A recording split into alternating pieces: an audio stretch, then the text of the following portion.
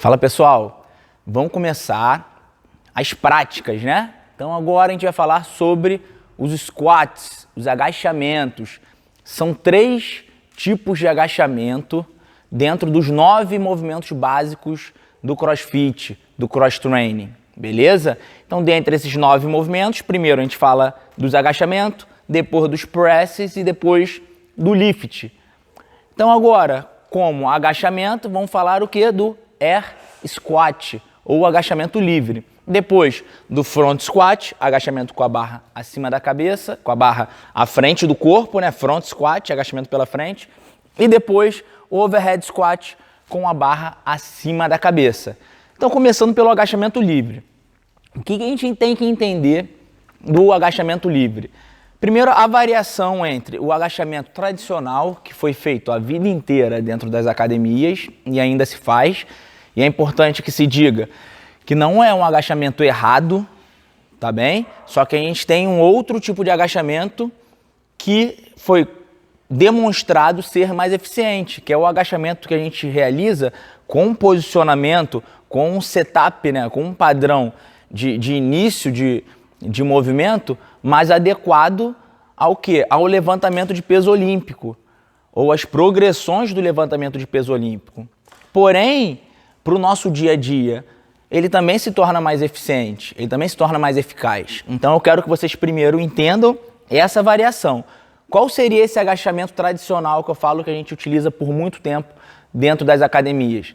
Seria aquele agachamento com os pés mais paralelos, com uma base mais fechada à linha do quadril. E aí você consegue agachar, fazer o seu agachamento, tá? Joelho apontando para a pontinha dos pés e mantendo esse padrão. Então, agachando novamente, de lado, pés paralelos, bem paralelos, sem estar rotacionado nem nada.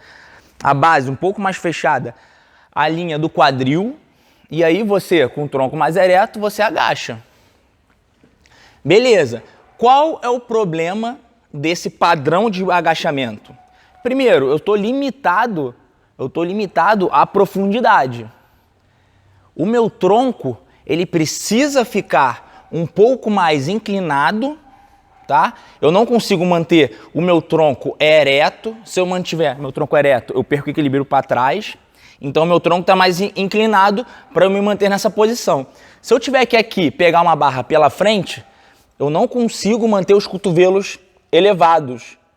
Se eu mantiver meus cotovelos elevados, eu levanto meu tronco e eu caio para trás. Então, qual é a grande diferença em relação aos agachamentos que a gente utiliza no levantamento de peso olímpico e que acaba sendo mais, de novo, mais eficaz para o nosso dia a dia? É um padrão de agachamento onde eu afasto um pouco mais a base, a abertura da base, os calcanhares, eles estariam afastados mais ou menos na linha dos ombros em relação à largura, tá? O seu pé, ele é rotacionado para fora.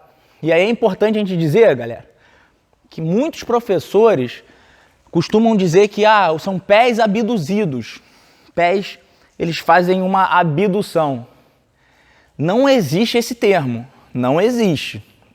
Nós, como profissionais, temos que saber as nomenclaturas, os porquês, né? De novo, eu fico repetindo, senão nós viraremos blogueiros fitness. Ctrl+C, Ctrl+V, tá? Eu não quero copiar e colar, eu quero saber o porquê eu estou fazendo as coisas. Então, o porquê de não chamar de pés abduzidos, e sim pés rotacionados externamente, pés rodados para fora. Porque quem faz esse movimento de giro do meu pé é o meu fêmur. O meu fêmur está girando, ele está rotacionando e, consequentemente, o meu pé gira. Não tem movimento de abdução. Se fosse abdução, como seria essa abdução? Só se eu fosse retirar meu pé fora e fizesse esse movimento de abdução. Não existe. É rotação externa dos pés. Pronto, pontuei essa parte. Voltando, então, para relembrar.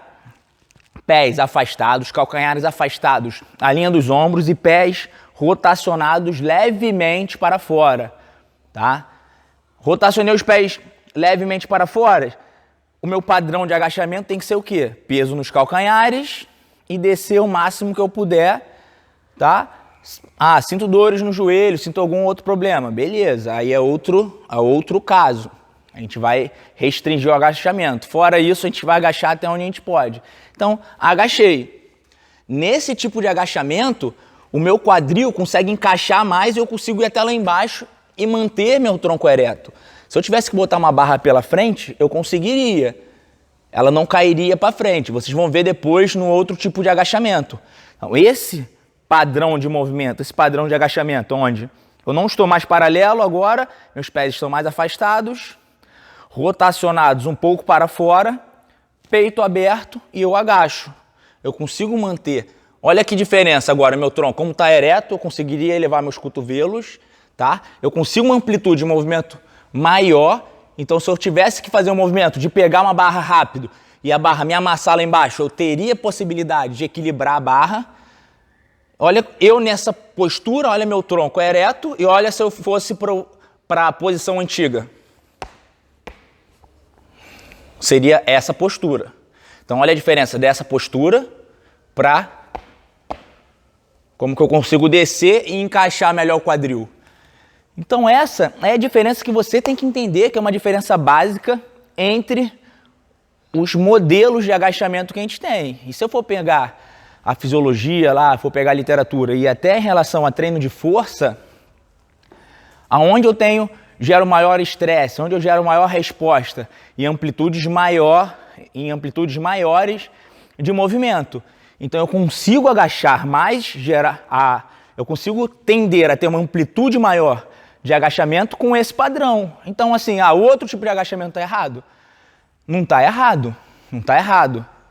Qual é o meu objetivo? O que eu quero? Eu consigo ter uma eficiência melhor no agachamento, uma resposta melhor afastando com os pés, agachando com os pés mais afastados e tendo uma amplitude maior, um encaixe melhor de quadril? Consigo, ótimo. Eu quero fazer um front squat. Irmão, meu querido aluno abençoado que me assiste, você vai ter que agachar dessa forma. Se você agachar com pés mais juntos, sem estarem rodados para fora, você vai perder a barra na frente.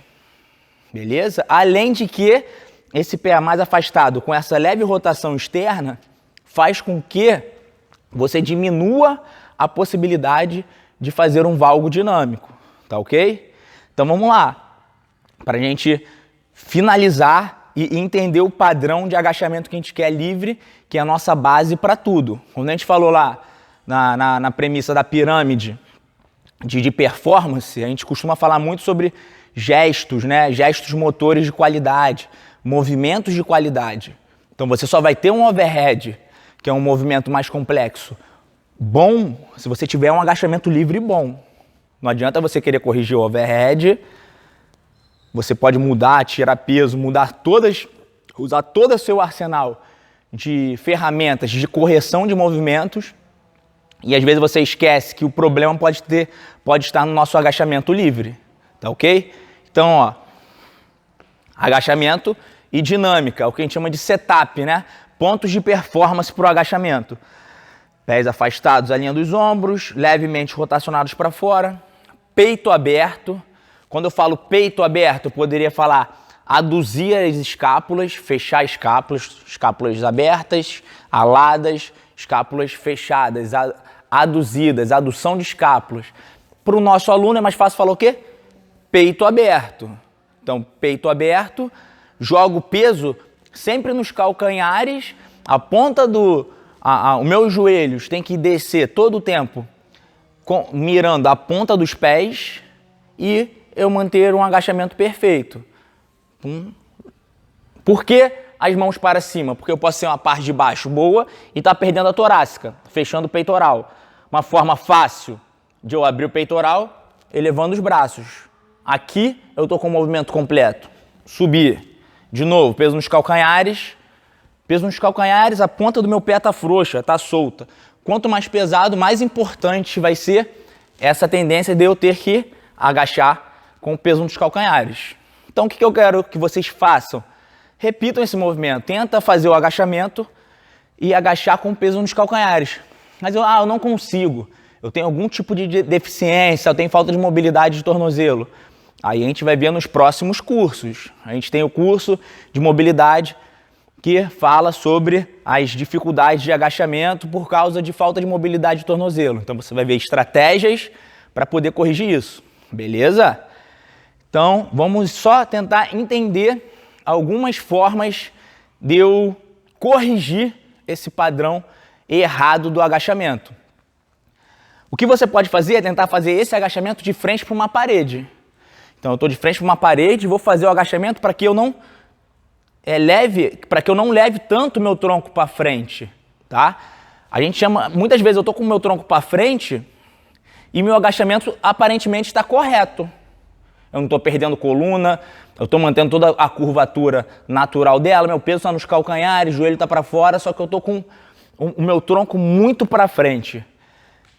E aí esse tronco demasiadamente para frente vai fazer com que, de novo, eu perca a barra quando tiver que fazer movimentos com ela. Eu vou perder essa postura. E aí a gente tem que tentar corrigir isso. Corrigir isso como? Fazendo agachamentos de frente para a parede. O que eu vou demonstrar para vocês agora é o que a gente chama de Squat Therapy, que é a terapia dos agachamentos, tá? Ou a terapia do agachamento, que nada mais é do que uma forma de correção mais usada para aquele problema que eu falei de que a gente chama de agachamento imaturo, de um agachamento que aparentemente está todo correto, tá? É um agachamento que mantém peso nos calcanhares, o joelho acompanha a ponta dos pés, o peitoral está aberto, as curvaturas fisiológicas da coluna estão sendo respeitadas, porém você tem uma flexão de tronco muito grande. Se eu tiver que botar uma barra acima da cabeça, uma barra à frente do tronco, isso vai te prejudicar.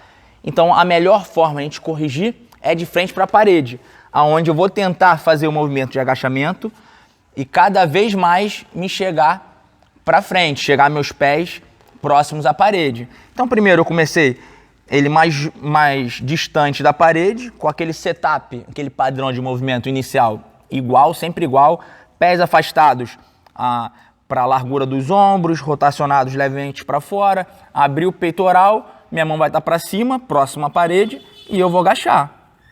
Agachei, subi. Consegui fazer de forma tranquila? Chego um pouco mais para frente. Cheguei lá embaixo, paravertebral gritando nesse momento. Na hora que eu chego lá embaixo, o paravertebral aqui, que é toda a musculatura das minhas costas, estão tensionadas para quê? Para tentar deixar o meu tronco mais ereto.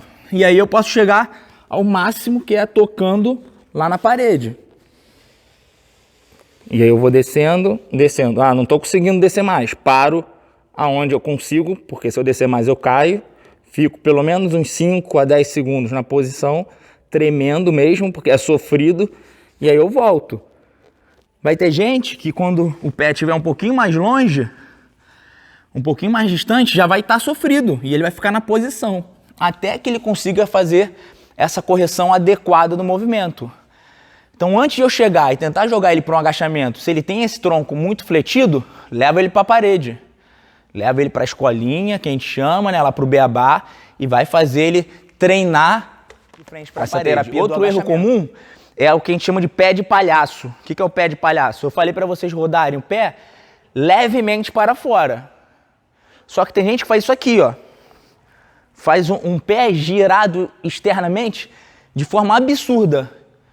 E a gente fala que é o pé de palhaço. O que acontece? Ele vai prejudicar o movimento dele. Ele não tem, muitas vezes, adutores flexíveis.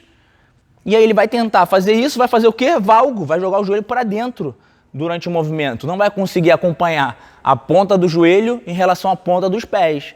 Então isso é um erro bem comum que a gente pode corrigir falando o quê? Mandando ele fechar um pouco mais esses pés, tá ok? Então sobre os agachamentos livres, basicamente é isso que a gente tem de padrões de movimento.